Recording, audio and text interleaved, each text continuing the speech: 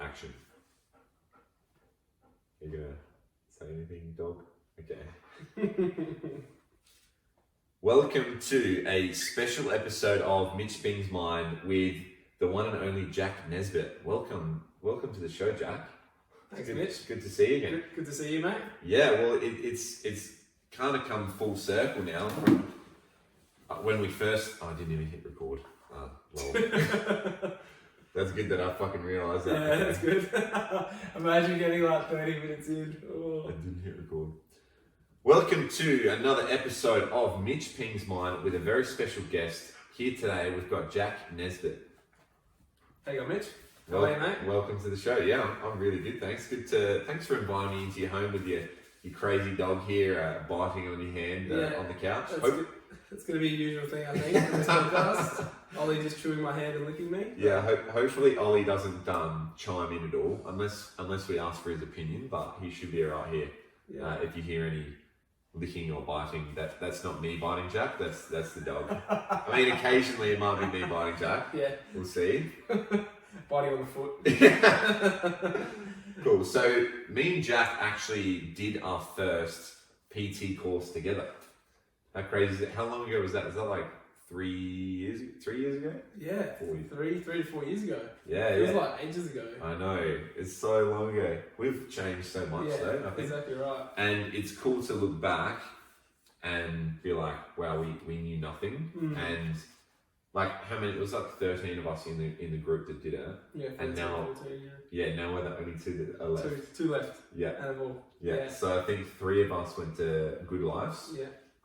And then Jack left. You left what, like a year ago? Yeah, a year ago. Yeah. Which is very interesting. We'll get into that. And then I have just left like last week. So finally out. No more Good Life for either of us. For our own reasons. We just kind of want to have more impact and help more people, do our own thing instead of being like trapped, I think. Yeah, box into a gym and not being able to have that outside reach without bringing people in. Exactly. Yeah. So let's go right to the start, just before you sort of got into the PT course. Mm-hmm. What were you doing before? What got you into the PT stuff? So I used to be a chef. So I was an apprentice chef, soon to become a qualified chef. So I was 6 years in that. And can you please stop, Ollie? And I was always into health and fitness. Just training, really. I wouldn't say fitness as such. I loved to play when I was a teenager, so I always trained through my chefing career. And I never really thought about making my training into a career, so being a PT. Yeah. I just kind of chefed away. And I got to a certain point where I had enough of cooking. The hours were just ridiculous. I was sick of the stress, I was sick of the late nights, I was sick of the alcoholism, the partying that came with the hospitality industry. And I, oh my God, I'm just going to chew my hand constantly. And I decided that I would apply for a job in a gym as just like an assistant. Yeah. Cleaning the gym floors. I just wanted to be in that industry. I just wanted to, work at the front desk to greet people. Yeah, like I just wanted to do something in that industry. Did you not think you could be a PT? No. Really? I thought I'd have to go do this massive course, and there's no way that I could be a PT. That's what I told myself. Yeah. I was just like, but how can I get away in that I can somehow build trust with like an owner that he can be like, oh, come and do some PT work or whatever. Yeah. So I applied for a few jobs. Almost got one on Anytime Fitness. And then one day when I was applying for jobs, I just applied for a PT job, just for shits and gigs basically. Yeah. I just thought, why not? This would be a good laugh. Imagine if they actually let me be a PT. Yeah. And I actually got a call that day. And they said, Troy. From Troy. Definitely want to be. And he said, come and catch up and we'll go through, we really want some PTs in the industry. And I was like, what? Like, I was just so shocked. Yeah. I wasn't sure if it was for a PT job or it was actually for like an admin job in a gym. Yeah. So I said, all right, why not? I was shit scared and I was like, what the hell have I got myself into? So I went and had the meeting and ended up signing up for a diploma of fitness and walked out and I was like, what the hell did I just buy? Yeah. As a good salesperson get you. I mean, I wouldn't say that's a good husband, but yeah. But the naive me, 5 years ago, I just wanted to get out of the industry. I just had enough, and I think I got to that snapping point where I was just like, I'm done, and I'm ready to take on something new. So I just did it. So, so jumped right in. So I think it started like a few months later, and it was like a year full-time course. In the midst of that, I'd actually taken on another job when I was chefing, and so I was working two jobs and doing the course 3 days a week. Wow. So looking back, I don't know how I did it, but I think I just wanted it that bad. I think I just wanted that change that bad. Yeah. So I was willing to do anything. Wow. So yeah, became a PT. Got offered after I finished my diploma. I got offered a position at Good Life as a PT. And originally I said I wasn't going to do it. I had a meeting with them and a phone call with them, and I said I wasn't keen because of how much it was going to cost me to work there. Yeah. And other gyms were a lot cheaper, so I was thinking about going for one of them. But it was actually my partner Brooke, who actually convinced me otherwise and said, just go in and have a chat with them. You never know what it might be like. It might be beneficial. Ended up going in there, ended up signing up, and didn't look back. Wow. I think if I did go elsewhere, I don't think I'd be where I am today. Oh, definitely not, yeah. Yeah, so it was very interesting how that actually turned out. Wow. Yeah. Wow. So, did you learn anything while you were chefing? I mean, you learned probably a lot of what you didn't want to do. Like, what else did you learn from 6 years of being a chef? Like, training wise, nutrition wise, things like that. I think when I was a chef, I didn't really do much of the nutritional side of things. I think it was like the last year or 2 years I actually started meal prepping food, and that was your typical chicken, rice, broccoli for every meal. I didn't really have any idea what I was doing. At the time I was, like the last couple of years of my apprenticeship, I only just stopped smoking, so I was smoking. Really? Yeah. So oh my god! I was smoking and training and drinking every night. Like I'd go home and drink like 6 beers a night. Oh man, it definitely did make me look You were like having 6 beers a night? Yeah. So, oh my god. Ollie, please. Yeah, so it was like the training was keeping me from being super unhealthy. Like if I wasn't training, I'd be super overweight. I'd be drinking every night, smoking, all that sort of stuff. But the nutritional side of things kind of took off a year before I became a PT, when I kind of got to a point where I was sick of myself and like sick of how I looked. I always wanted to be this guy that was bigger. I was always a skinny kid, and I wanted to be bigger. I wanted to be more muscly, and I think I got caught up with trying to put on too much size, and so I just ate everything. Yeah. Burritos every day. I was eating banh mi's. I was eating whatever I want, and I put on weight, and I was kept chasing the next 10 kilos, the next 10 kilos, trying to put on more and more weight. And I think it got to a point where I hit 90 kilos, and I was like, I actually don't look how I thought I'd look. Yeah. I was actually fat. Yeah. I was overweight. Like I'm not a tall guy, and 90 kilos for me was quite chubby. Yeah. And that's when I was like, okay, I really want to start working on my nutrition. So, I really decided to start meal prepping. I was even looking into Steve Cook. Oh yes, I love Steve Cook. We were both into him at that point when we started PT as well, and that kind of motivated me to start counting macros and calories. Yeah. So that's where it kind of took off for me, nutrition wise, and that's what I did for like the first year of being a PT. Yeah. So yeah. Cool. So, what was it like getting into the PT industry at the start? Like, what did you learn? What did you expect it was going to be, and how was it different? I didn't expect it was going to be a business. Yeah. So it wasn't until the end of my diploma. You were just going to do it like a side hustle. Yeah, like it was more like I thought I was going to get paid like a normal job. I thought I was going to earn a wage from being a PT doing sessions. Yeah. And it wasn't until the end of my diploma, like the last 3 weeks, and they're like, oh, so when you pay tax and when you do all this sort of stuff, I'm like, but wait, doesn't someone do that? And I was like, in this denial, I'm like, oh, holy shit, I'm going to be running my own business. Like, I can't do that. Like, if someone told me when I was a chef I'd be running my own business, man, I'd tell them they're crazy. Yeah. So...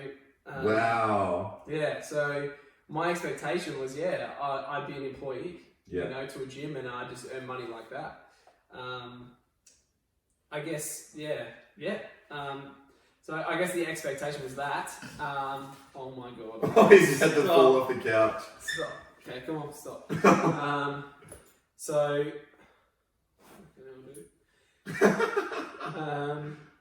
Can't remember where I was going with that. PTing people, running your own business. Yeah, so it was a bit crazy jumping into that, and when I started, I was like, you know, things are going to work out for me. I'm basically can cruise, you know, like you're doing a job. Like you cruise, you go in, you rock up, you're going to earn your money, you know. I didn't realise actually how much I had to hustle and how much I had to actually get myself out there. And I'm not a super confident person. I definitely wasn't back then. And so the thought of calling leads, the thought of approaching people in the gym, Oh, the how thought of scary is that? Exactly right. Oh my god. And the thought of doing that freaked me out. Like, I would have to go and sit. I couldn't do it. I couldn't call leads in front of other people. I'd have to go sit in my car away from everyone in the car park and sit in the dark and call people. You know, and I could only do about 5 at a time before my heart freaking exploded. Really? Yeah. Oh my god. And then I had other people that come in and just sit there and they'd call like 40 leads in a row. And it's like, I can't do that. Like, how do you do that? Yeah. You know? And it turned out to be a lot harder than I expected. So I think I thought I was in for a really cruisy ride, and I got in there and I realised actually this is not an easy task. Like I have to build something from the ground up. So when did you start picking up momentum and getting the hang of things in the PT thing? Because you got up to, you know, what, 50 sessions pretty quick, like compared to other PTs. Yeah, like I was fully booked within a year. Yeah, definitely. But I think it was about 6 months to really get off the ground. Yeah. I was given 3 months financially to get it off the ground by Good Life, which is cool. But you basically got at a loss for a while. Yeah. You know, to try and get it up. But yeah, it took me a solid year of actually really pushing. And it wasn't until I had, you know, 10, 20 clients that became more from other people talking in the gym and saying, hey, go train with Jack or do this. So it took a lot longer than I expected. Yeah. Good Life kind of say, you know, 12 weeks to build it up, but it's not that easy. Yeah, I mean, if it's taking you 12 weeks to build up your business, you need to find a different business. It's not like a business. Exactly, and it's not a diet, you know what I mean? It's not this, you know, it's not an 8 week or 12 week challenge. It's not that fast. You know, people try and have to build a business over like 10 years. You know, so I think it was like a real shock when I realised what I was actually got myself into. And I love the industry, and I love training, and I loved at the time, I loved nutrition, and you know, I loved helping people. Like, so that just kind of drove me on to become this kind of different person, I guess. You know, definitely different to the person I was when I was a chef. Very, very different. So when you're after that year and you're booked out, when did you realise that the system's broken? Probably about 2 years in. Oh, no, actually that's a lie. About a year and a half in. So I was booked out for ages. I was absolutely burnt out. I was wrecked. Like, you get money though, so you're like, oh man, I'm getting good money. I don't know. Exactly right. And I was like, is this worth it? You know, and that was what kept me rocking up. It was like, I'm fully booked. My clients rely on me. I'm earning good money, but I'm getting no sleep. I'm starting at, you know, 5, 6 o'clock a.m. I'm getting home at 9 p.m. Like, I'm writing programs in my brains all day. All day. Yeah, so I wouldn't go home. So how many days a week would you be? 5 to 6. Yeah, 5 to 9, 5 to 8 o'clock p.m. I think that's 5 days a week. And then I work Saturday mornings as well. Oh my god. So I was, needless to say, I was burnt out. But yeah, it was like the money just kept me going. I was just like, oh, this is worth it. Like, I could deal with myself. And at the time, I was like, I didn't really focus on myself much. It was just focusing just on my clients. And making sure that they were happy and they were getting the best service, and I was doing everything for them. But little did I know, I was, you know, wasn't really working on myself, on my mindset. I wasn't working on my body. You know, I was kind of overtraining. I was doing all these things, and just cruising through. And I think I got to that point where I realised that the one-on-one game couldn't be sustained. You know, and I saw a lot of PTs that were quitting the industry and kind of burning out. Because of the one-on-one stuff. Because there's a cap on it. There's only a certain amount that you can actually do. before you reach that burnout point. Yeah. You know, so that's when I was looking to alternatives about how can I train more people and have more time to myself, to work on myself. Yeah. Yeah, and have more impact, more time for yourself. Exactly right. When did you realise, oh shit, like I'm not working on myself? Like, I mean, a year and a half in, you know, you're kind of, the system's broken. Like, when did it hit you like, shit, like I need to do more work on like, did you rock up late to sessions? Were you like forgetting, you know, I mean, I would say forgetting to count to 8, but I mean, I can't even count to 8 anyway. So, but like, what kind of things were happening? Like, was your relationship suffering? Was your finances, even though you're making a lot of money, like how were your finances? How was your fun? How were your friends? Things like that. Like, I didn't have friends, like I didn't see friends really. That's a definite. Finances at that point were not too bad. I think I was still spending money on God knows what. Yeah, I can think of what I was spending money on. Yeah. But it was more like I didn't know what personal development was. Okay. At that time, and it wasn't until I was about a year and a half in, and I'd done courses and stuff like that, extra courses and that sort of thing. Like no personal development, more like, you know, boxing course. I've done extra PT courses. Yeah. And it was actually my partner who actually went to a Kerwin Ray event in Adelaide. And she called me one night and said, Jack, we have to go to this this event. It's going to be amazing. It's going to help both of us like grow. It's going to be $2,000 each. And I was like, sorry, what? Like, I didn't know what personal development was. So it was like, I didn't understand that things costed, like coaching costed that sort of money or any sort of personal development. Now, these days, I'm like, well, that's cheap for personal development. Yeah. and that was a discount on what we were getting as well. And she said, we have to go.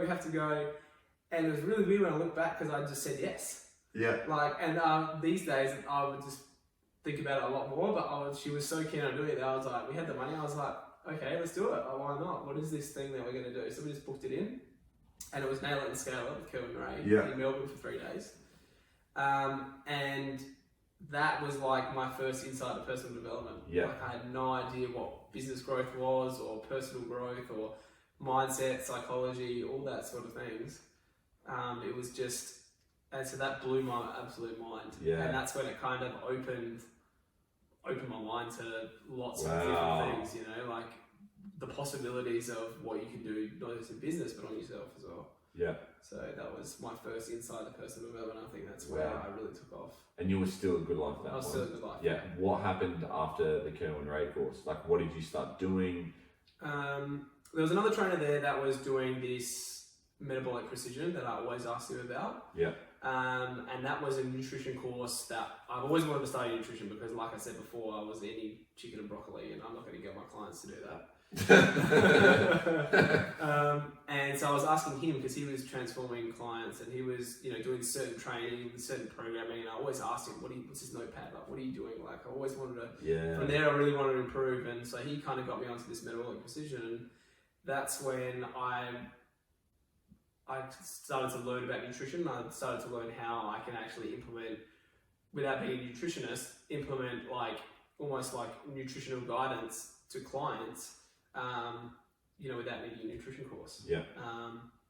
That at the same time, that's when I discovered, I did that level 2 course, and that's when I discovered like group strength training. Yeah. So that's what that broken model, like we were speaking about before,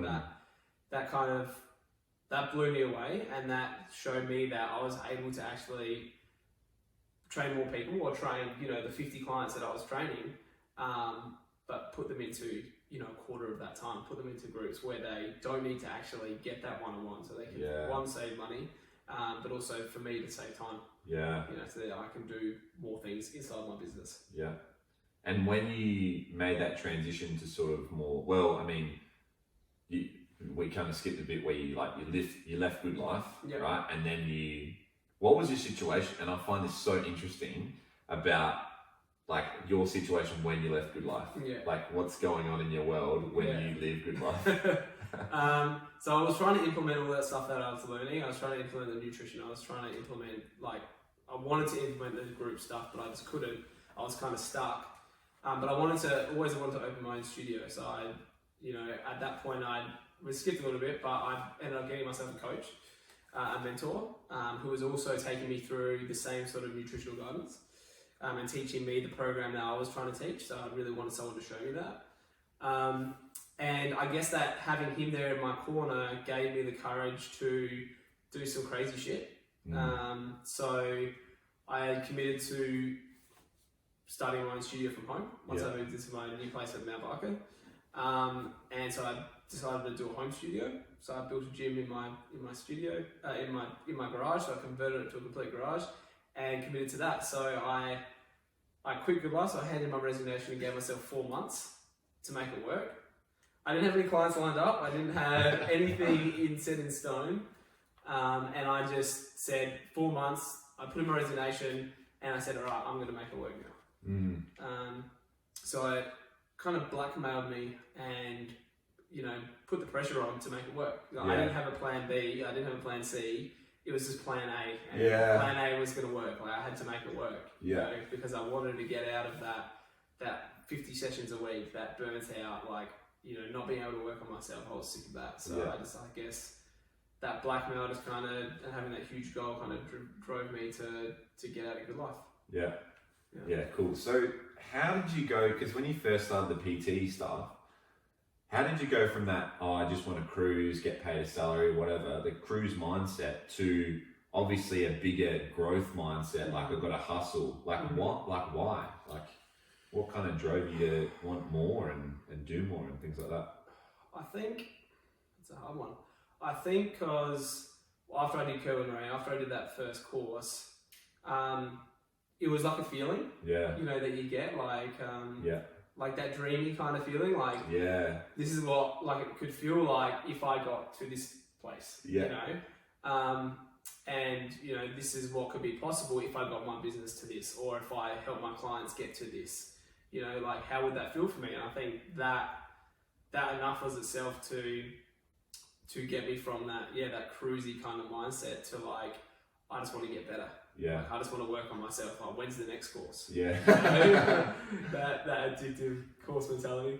I just wanted to keep growing. It was just, it was, I don't know, I guess it changed me as a person. I've always worked for someone, throughout my whole life, and then when I was a chef, I worked for someone, I guess I always wanted to lead, I guess. And I think I only realised that, just around that same time when I did that course, or when it was coming up to that course where I really wanted to start changing.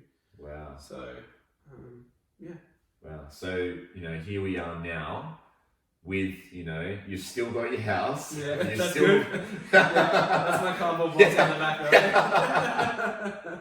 right? You're still running your group sessions. How is that all going for you now? What kind of results are you seeing that are different? How are you feeling personally?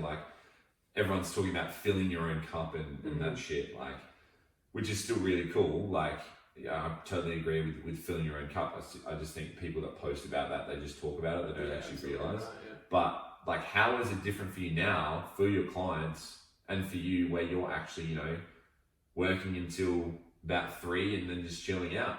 How is that different? I guess it's because it's different because I've got more time to actually work with my clients. Instead of there's a very big difference of working with your clients and working with them in a session. There's two different parts of the job, of the job, you know what I mean?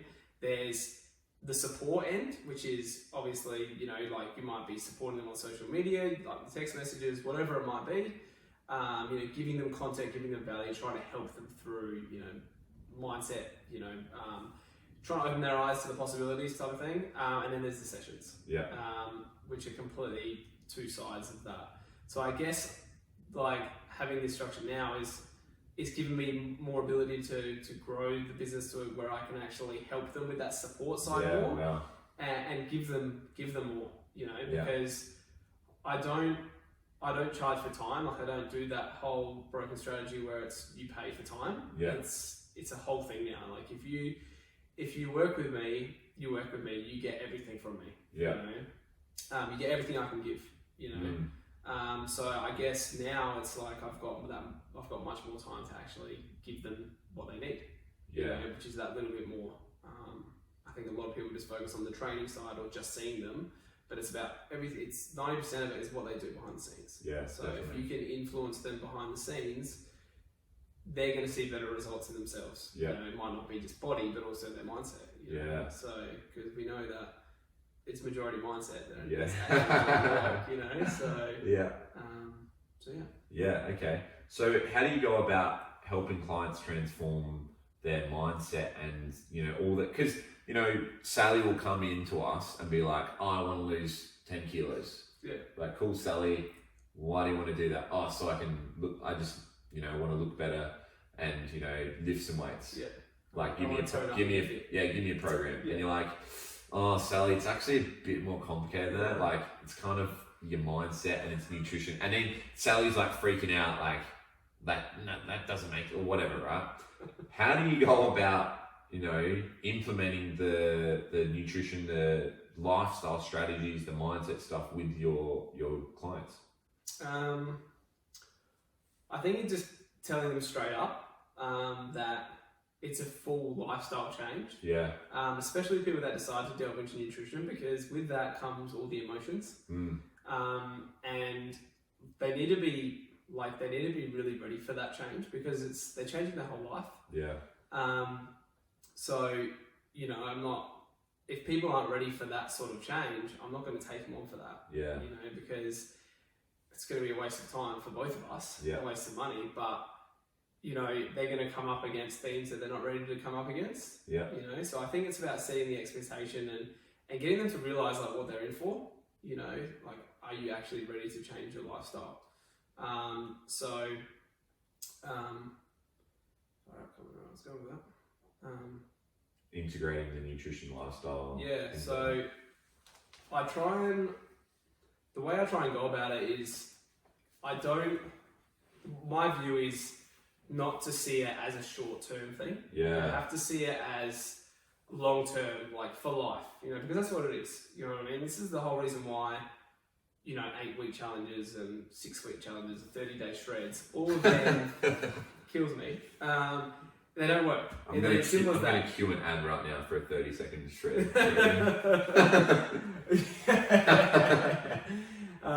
Or bloody 2-day friggin' cleanse, you know. All these sort of things aren't going to get you close to the results, you know. So, yeah, like getting them, taking them through a process that's for life and can give them the tools and the strategies that they can then carry on. And that might not be just food, but it also might be mindset. It might be, you know, how do you stop thinking, you know, like, how do you stop thinking certain ways to overcome a hurdle that's been troubling you your whole life, you know, or the way that you view yourself, you know, working on habits that have held them back their whole life.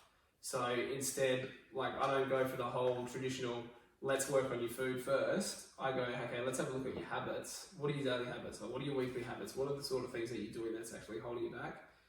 And work on those first, you know. So when I coach my clients, it's not, hey, you should change, you know, let's add, you know, more protein in, or let's, you know, more cut down sweet potato. Yeah, that sort of stuff. It's, hey, like, you know, I can see that they're slipping up on the weekend. Why is that? Oh, they don't have enough food in the fridge. They're not prepping enough.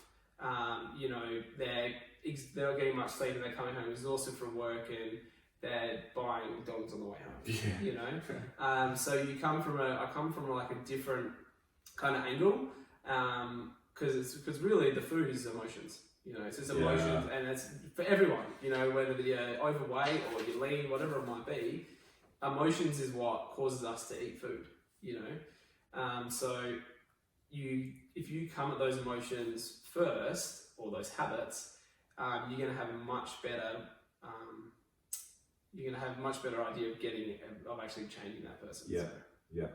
yeah. I think a lot of it is clients' sort of false beliefs as well. Like we were talking, I think it was off air before, about, you know, the clients that want to do the quick fix and do the keto diet, and because they believe that in order to lose weight, have the body that I want, to feel good, to look in the mirror and be like, I actually love the way I look, you need to struggle with some sort of training or complicated diet.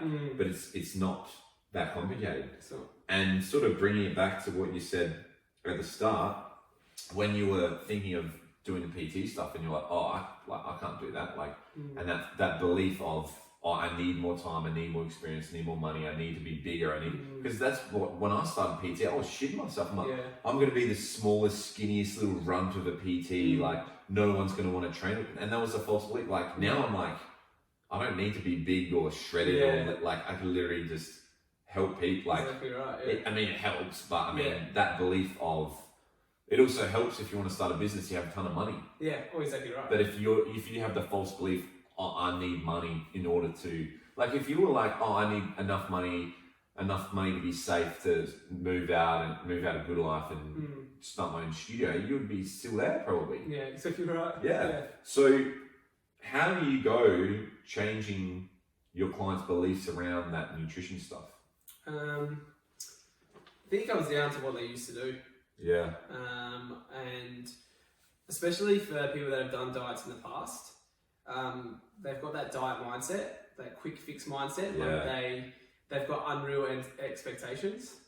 Unrealistic expectations. You know, they think that because Jane down at her work did keto for 8 weeks and got a great result, she thinks that's going to be the same for her. Yeah. But little does she know, Jane probably didn't eat anything but the keto diet and didn't eat Maccas and basically starved herself from all the foods that she loved before and got a result. But Jane's actually now gone back to eating the chocolate every day. Yeah. You know? So people only see the good stuff; they don't see what comes out of that end part. So I think it's about changing, you know, where they come from. So if it's the diet, you're going to try and change their view on how they actually had, how they were actually dieting before. Yeah. Okay. And then, do you have a sort of hierarchy of, you know, because it's not all nutrition. It might be stress. It might be sleep. It might be water. It might be like where do you sort of look to make a change in like a minimum effective dose, bang for buck? Like, or someone's not drinking water. Hey, Sally, drink some water. Like, where do you sort of start? And as in just for what, water or? Oh, for anyone. Yeah. With that hierarchy of what to work on first. What to work on first. Because if someone's eating McDonald's on the way home from work, you're not going to be like, oh, well, it's because you need to train harder. Yeah. It's like, well, no. I think the thing that trumps everything, I think habits are super important, but I think consistency. Yeah, but around what though? Around training and, you know, it could be food as well. Because if you're trying to cook your food every night, if you're trying to buy your food down at the cafe for lunch, if you're skipping breakfast, and then like some days you might have some leftovers for dinner that you have for 2 days, that's super inconsistent. Yeah. You know what I mean? If you create a really good environment of like, you know, you've always got good food around you. So you're meal prepping, you know, for a week. You're not just Monday to Friday and then you're eating shit on the weekend. But having that consistency of a meal prep habit around you, because in the end, I'm actually doing a live topic on this today. Nice. It all comes down to proximity. You know, if you've got the foods there, you're going to eat it. So whether that's the chocolate that's hiding in the fridge since Easter, or that's your meal prep that you made 2 days ago. If it's in the fridge, you're going to eat it. That's the inescapable fact about nutrition. It's not about willpower. If the food's in the fridge, I know for myself, if there's bad food around, I'm going to eat it. You know, even if your goals are super strong, you're going to come home that one day and you're going to be super tired.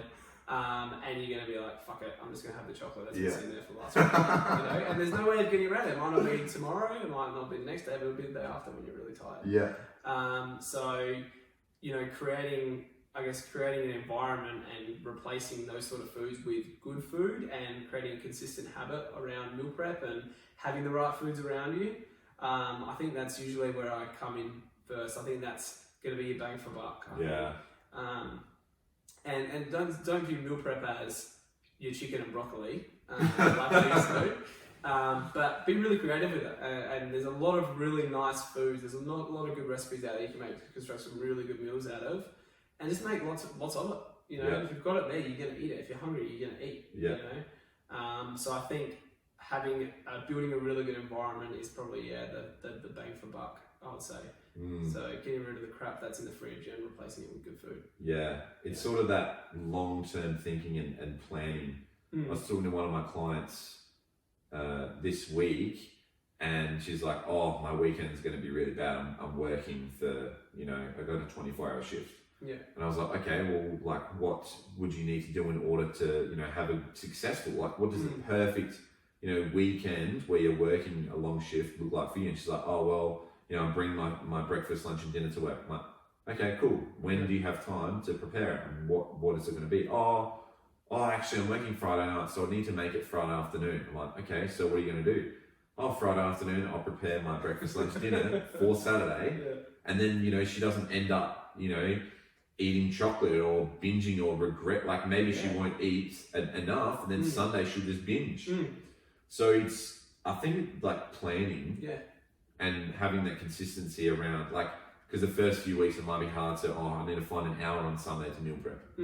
But once you've done it, you know, enough times and it becomes consistent, you're consistently planning. And then I think once you've got that sort of bang for buck meal prep done, then you can look for the next thing. Yeah. Then you can look at, you know, adjusting your sodium levels or some shit like. Yeah. It's about changing one habit at a time. Yeah. And I think the meal prep habit's the most valuable. But yeah, if you know that you've got something coming up, if you know that, you know, you've got a crazy week at work, or you're going away for the weekend, or, you know, you're not going to have much time this week because the kids have got so much stuff on. Yeah. You need to plan for that. That's my you know? problem. Exactly. All my kids. Yeah, this kid. But yeah, you gotta plan ahead. You know, you gotta understand that you've got some stuff on that you're not gonna have time to probably do what you normally do. So you're gonna have to switch up your routine. You know? So plan out. I'm not gonna have food for this day, and cook that many meals. You know, if you're going away interstate for the weekend, you know, pack your food with you. You know, you're gonna save a whole heap of money, and you plan for it. You know, if you do 2 meal preps a week, you know, do the one for the week if you're not gonna have time. You know, it's about planning ahead. You know, like you wouldn't not plan your sessions. You just rock up and just search random things to expect that it works. Oh god. You gotta plan for that. Yeah. You gotta plan out what you're doing. Yeah. Otherwise, you're just gonna be guessing your way through. Yeah. And unfortunately, with food, that doesn't work, because if we just guess and go, I don't have food, and I'll just go down and Macca's is easy. I'll just go Macca's. Yeah. You know. Yeah. So planning out is super important. Yeah. 100% agree with you, man. Cool. So what's a good recipe that you like at the moment? A recipe? Or something, a common one that you recommend for clients, or like for meal prep? Yeah, okay. There's so many, but I think something at the last, let's just take this week for example. Like this week. Is this what you ate just before? Yeah. Yeah, okay. It's like a basic chili con carne, you know? So when people have chili con carne, I think they normally go, I'm going to have rice with it, and it's like any food, you know, it's like, what's the carb? Anything's better with rice. Yeah, just add rice to it, or add pasta with it, you know, I have to have a carb, you know. People don't realise that fruit and vegetables carbs. So when people say, I'm on no carbs, and it's like, well, you need carbs to survive, so you've either just been eating just protein. You don't technically, but if you're going to train and actually enjoy life. Yeah,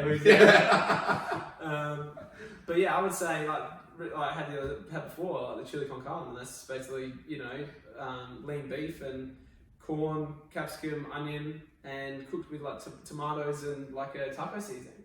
Chuck it in the oven and forget about it for 2 hours, and that's easy as. Like it takes. Is that it? Yeah, it takes about 10 minutes. But what do you do when you get the beef mince and it's in that packet? Like you just break it up, or you just cook it with some onion in a pan and mix it up. What kind of, like a bowl? Like a pot. You know, anything that can fit the beef. Like for me, I cook about 3 kilos at a time, because I cook for both myself and Brooke, my partner. You got 3 kilos of the beef mince. Yeah.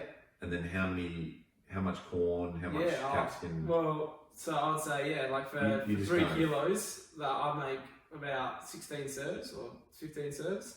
About 3 kilos of beef, like 3 brown onions, a couple of cups of corn, about 3 red capsicum.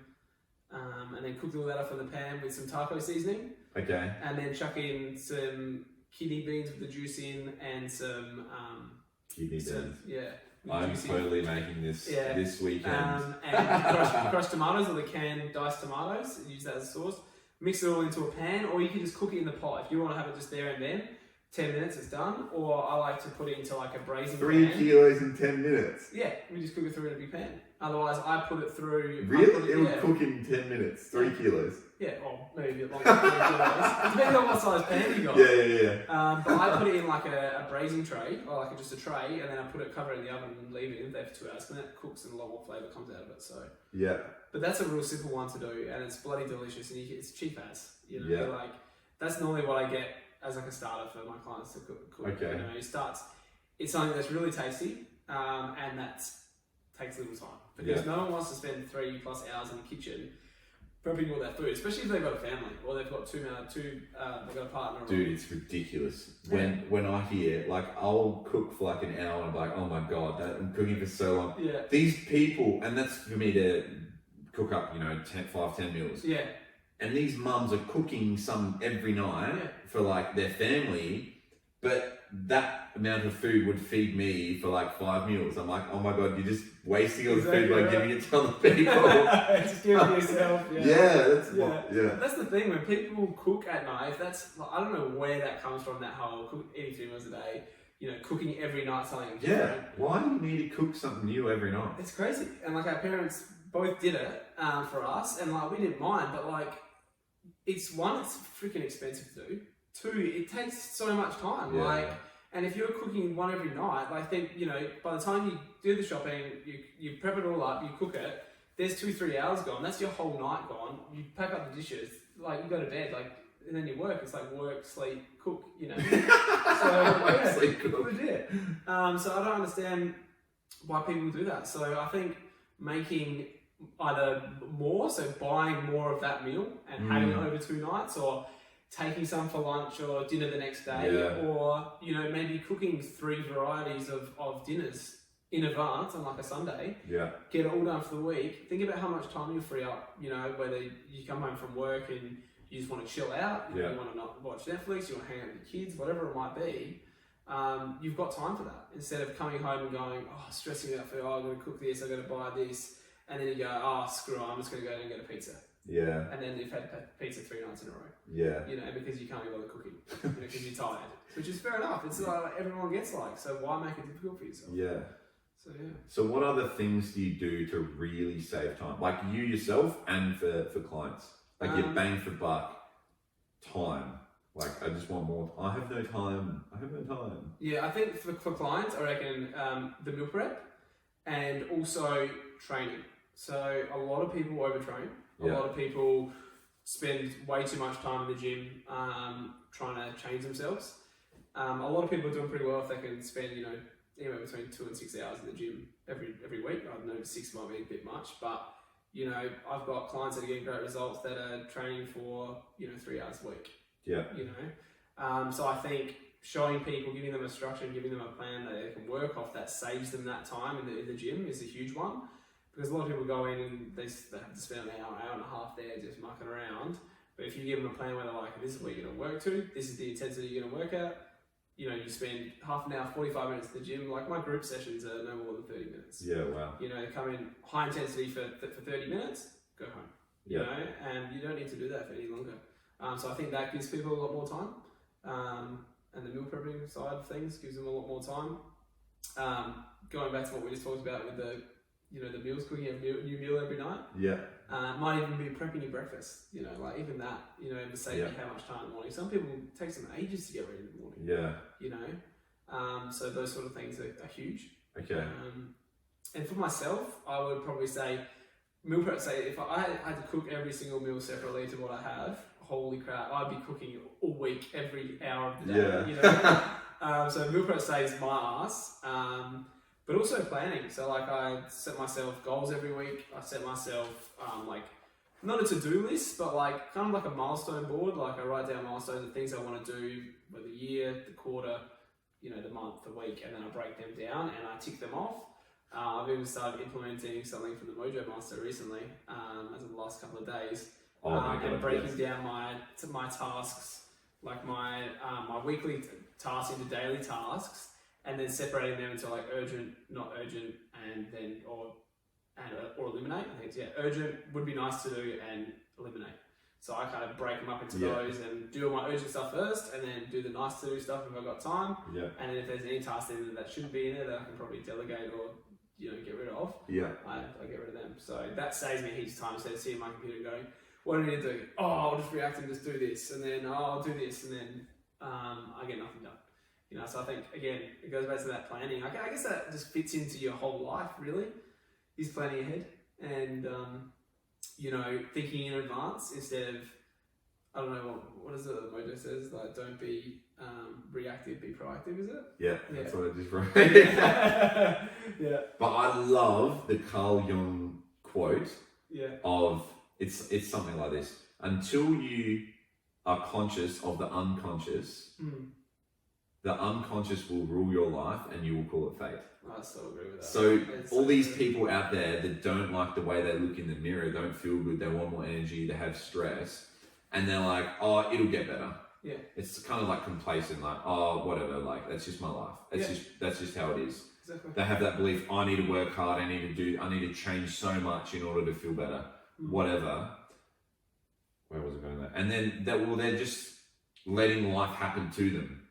They'll go to the doctor, get a blood test, and then it's only until they get a blood test from the doctor or they have a heart attack or something, then they're like, oh shit, maybe I need to change. Yeah. Whereas someone's like you and me, working a good life, looking 10 years and like, I can't do this for the next bloody 10 years. Yeah. And then you're like, okay, what can we do different? Exactly right. So it's thinking ahead and that proactive thinking when you live your highest values, right? There you go. Smooth transition. Yeah. How? Because you've just sort of, you and Brooke have just done the Mojo little day event, and sort of you've got more clarity on your values. How has that sort of changed the way you do things? Has that? I think it's changed the way. Definitely, it's opened my eyes to like why I do things and like how I prioritize things, especially in my day. One of the guys from Mojo said, if your values are set really right, it'll look exactly like your day. Yeah. And when I did it, I was like, oh my god, that's my day, But yeah, it opened my eyes and realised why I'm so like driven with certain things like my nutrition and training. But then how that links into helping my clients do that. Yeah. And I think because I prioritise it so much in my values, so high in my values, I want to kind of project that onto my clients and say, this is what like you can do. Let's see how I can help you. Let's see how we can work together to make, might be health for them, making them a high value. But yeah, like my partner, like it was really interesting. Can we say this? She's not going to listen to it. She will. She will? Yeah. Hey, Brooke. And like it ended up being my sixth value. After a lot of other things. You haven't been together for that long though. It's only only 11 been years. 11 years. I think she might have been value number 1 for the first 5, and then she seeked lower on the chart. Yeah, she's definitely going to kill me. But yeah, it was interesting, like how when I was doing all the questionnaire for my values, how she popped up, and when I was comparing it to other things, like how that compared and how Video I games chose more other important things than after. Brooke, or Brooke more important than video games? It's not Video more, games. It's not more that it's someone's important than the other. Or No, like, it's not. It's not this like is important, one but or the other. It's like what consumes me or what takes over my mind or what I think about more is what I prioritize, before something else, So that made me feel some guilt, but also not guilt around certain things that I do to chill out, like might be video games or, man. 100%. doing stuff for myself, it made me not feel so guilty. It was more of like, hey, but this is what I value, I thought, because image is like a big part of like how I look, and I think you're brought up thinking that it's like shallow or egotistic. What I don't understand, like that's another false belief, like, and then because there's some like, oh, you need to be really pretty and hot but they're all shallow, but so then it's like you don't want to look like that, because subconsciously you're like, oh no, my parents said that's bad, or friends or whatever, or social media said like, and it's just like so annoying. Everyone has it backwards. Exactly right. It's like it's like an identity crisis. Yeah. I think when you're told that something's so negative all the time, you subconsciously do everything in your power to stay away from that. Yeah. That's why people that have been overweight their entire life struggle to even comprehend them being lean. Yeah. You know, because their whole life they've struggled with their weight. They've looked in the mirror and they've been unhappy with what they see. And for them to even envision them being like seeing abs or, you know, being this different looking person, they can't, every time they get close to it, they just go back to what they were because they can't shift that identity with themselves.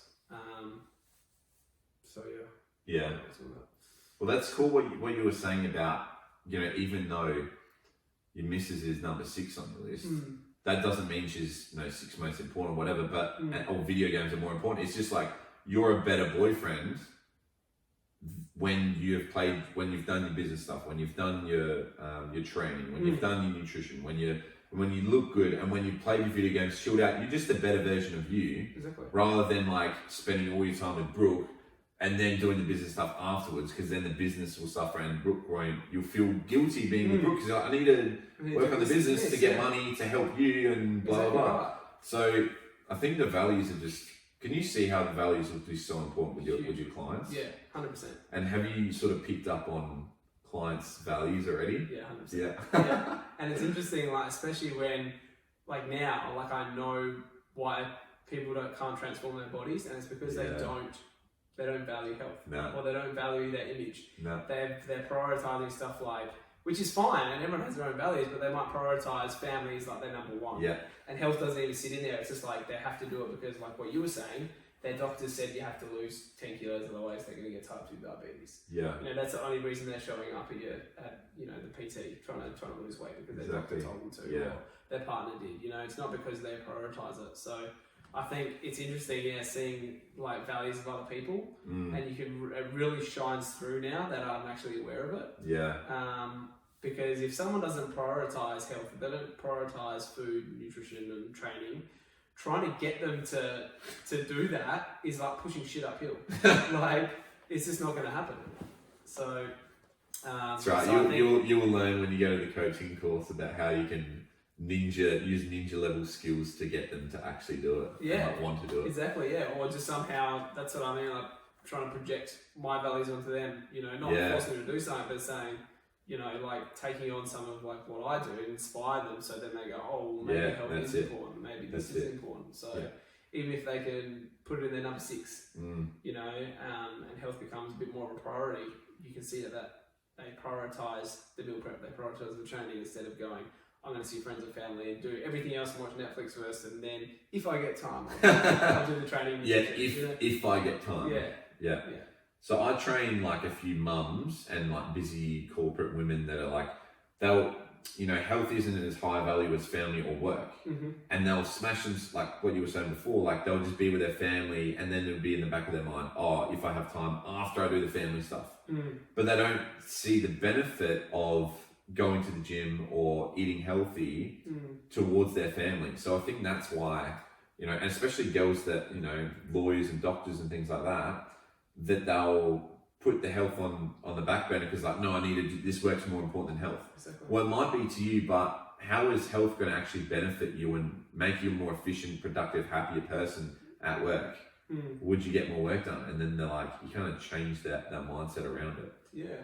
So what are the main values of your clients that you train, and then how, like, what kind of problems do they need to solve, like I think with the values and the mindset stuff? Yeah, I think a lot of what I see is family is a big one. Family. Obviously, people that have got kids, they're going to prioritize their family. There is some people out there that might not, and that's completely fine. That's they cool, don't have to have family as number one, even though we're instilled to have family as number one. I know. Always put our kids first and our partners first, but that's not really true, you know? Everyone's, you know, kids come first, and then I'll just have time for myself after. It's crazy when you talk to someone who family is like the most obvious number one value. You say to them, like I was talking to someone the other day, she's like, I have to take my kids to school. I have to take them to the sport office. I have to feed them. I have to do this. I have to. And I'm like, I don't know, is there other mums that don't drop their kids off at school? Or are there other mums that get other mums to drop their kids at some, and they're like, oh. And I even say, like, are there some mums that leave their baby like in a fucking dumpster on the side of the road? Yeah. Yes, there are. Yeah. So it's totally a values thing, anything else anyway. Exactly right. Yeah. I can't remember what the question was. You were saying, so the main values of the people you train.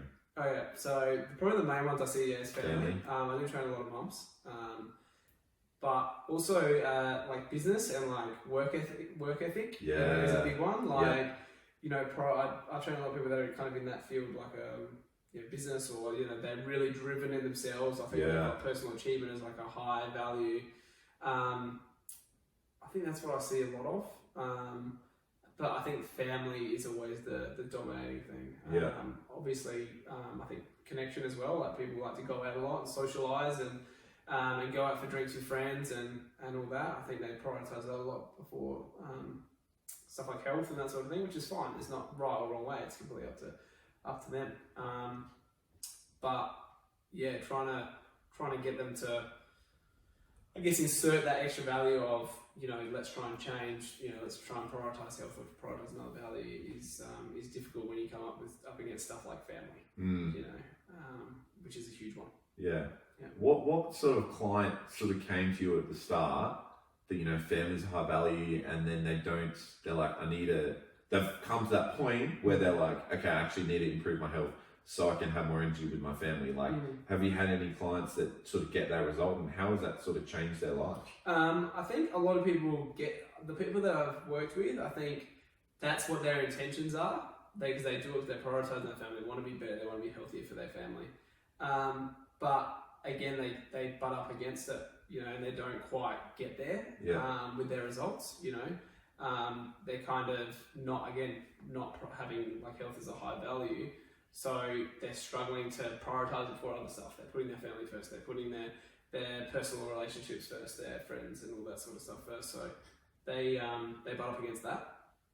I've had a few people that have obviously like changed their body shape, and then it's affected their relationships. Like they're much better. They're more social. They have better relationships. Yeah, they have better relationships with their partners.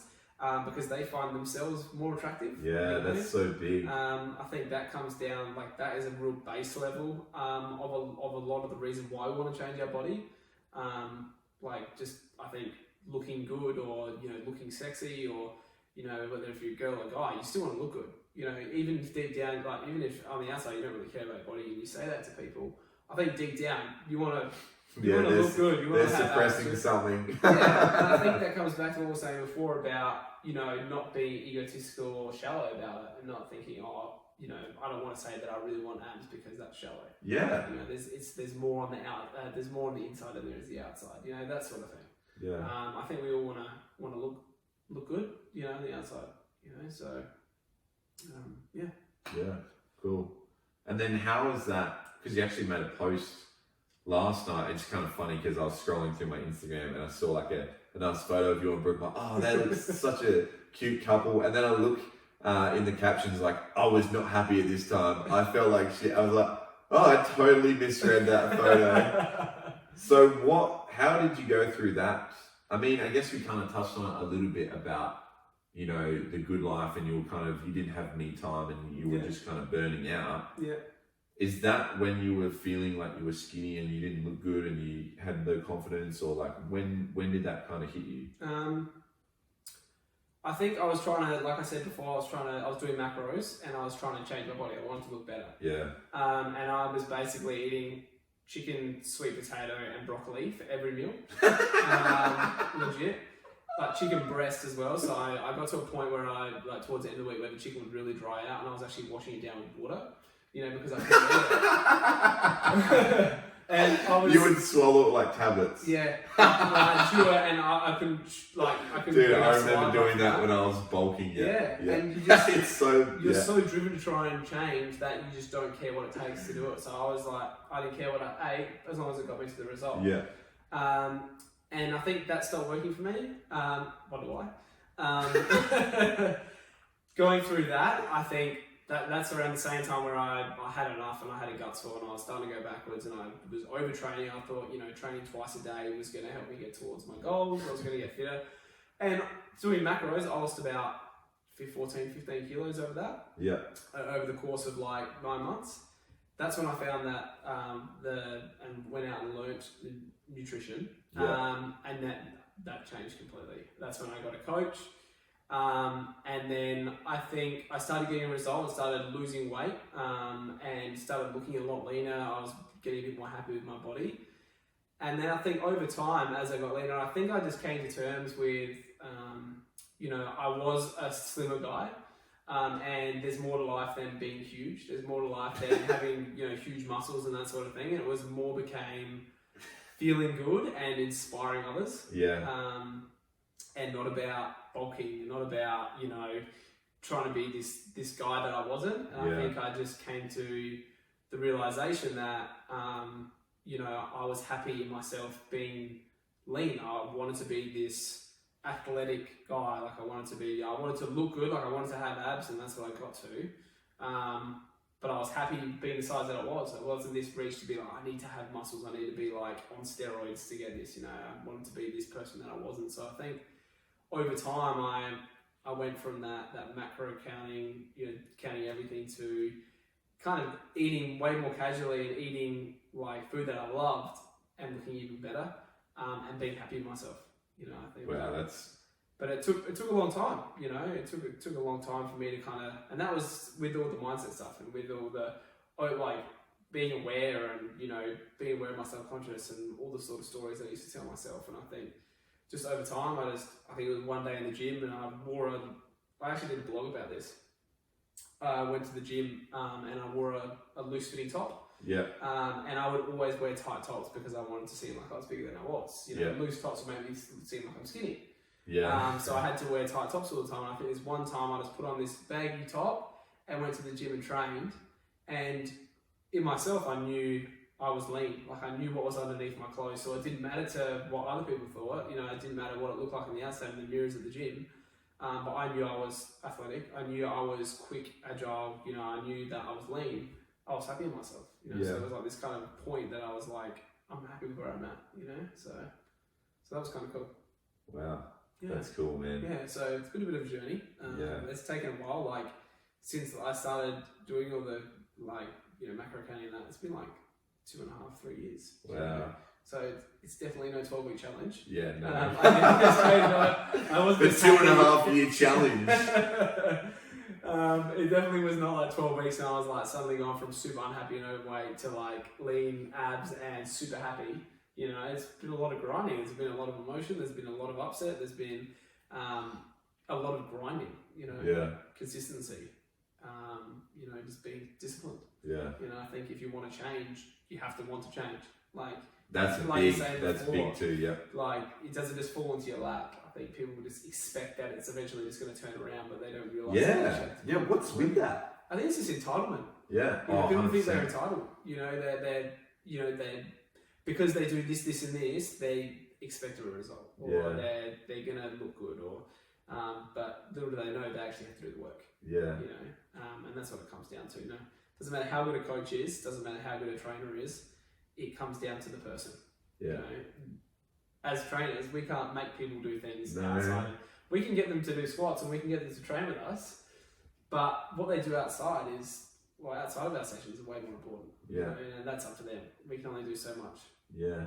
They're trying to get the supply before they demand it on themselves. Exactly right. Like sitting in it, and this is like some people that do the 9 to 5, they just sit in a job, like plodding away, just working. When I get paid more money, that's when I'll start doing more work. Exactly. And I'm like, what? Yeah. Like imagine if we had that mindset of, when more clients just walk on my doorstep and give me their credit card, that's when I'll start putting more systems, processes, and doing better stuff. Yeah, I'll just wait for them. When people ask, it's so true. Far out. Yeah, I'll start giving more value when I get some clients. More clients that come in, or when they ask me to do that. It's nuts. It's nuts. I'll start putting in more work when I see 2 kilos come off. Yeah. It's just like you got to do the work first, and then the kilos come off. Yeah. So it's interesting. Yeah, you said it perfectly before though. You were eating food that you enjoyed more. You looked better. You felt better. You were happier. Yeah. Like what? Yeah.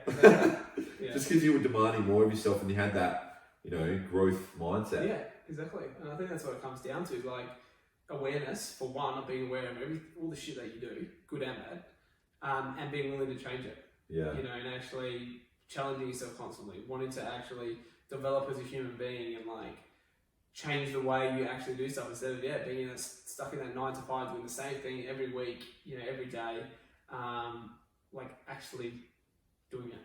You know? Yeah. So that's a good way to end, man. Thanks for coming on. Where can they find you? Like, you can find me on Facebook. So just you can look up my personal account, Jack Nesbitt, or my Instagram, Jack Nesbitt PT. So Jack Nesbitt, double T on the Nesbitt. You can find me there. In my Facebook, on my Facebook page, you can find a link to my group, which I do live videos and blogs and any other content and recipes that might help you along your journey. Yeah. But hopefully this has helped a few people. Yeah, definitely. Yeah. So we're actually going to do we're thinking of doing a bit of a seminar on, you know, mindset for, you know, transforming your body. And we might not say mindset. It'll probably be called like transform your body. Yeah, we'll transform your body and mind. Yeah. Do you remember the date we said we were going to? I think it was the 23rd of November. The 23rd of November, Saturday in Adelaide. Be there or be square. Stay tuned on both of our sort of channels, and we'll give you guys more value. We're not going to wait for you guys to buy your tickets. We're going to give you all of the supply for all of this great value and content for the seminar coming up on the 23rd this month. Shit, that's only like 3 weeks away. I can't do math. Yeah, 3 weeks away. Yeah, shit together. Yeah. So yeah, and also leave a rating, or, you know, take a screenshot of this podcast and upload it to your Instagram, your Facebook, and just, you know, share the message. Was there any, you know, golden nuggets you got from this podcast that really stood out to you? You know, don't be selfish. You know, don't keep it all to yourself. You know, spread the love, and, you know, share the message. So share it with someone that might get something from it. Definitely. You know? Yeah, share it with your partner so that you can tell them, hey, you're not the only one that's number 6 on that. Cool. Thanks for listening, guys, and we'll see you next time. See you guys.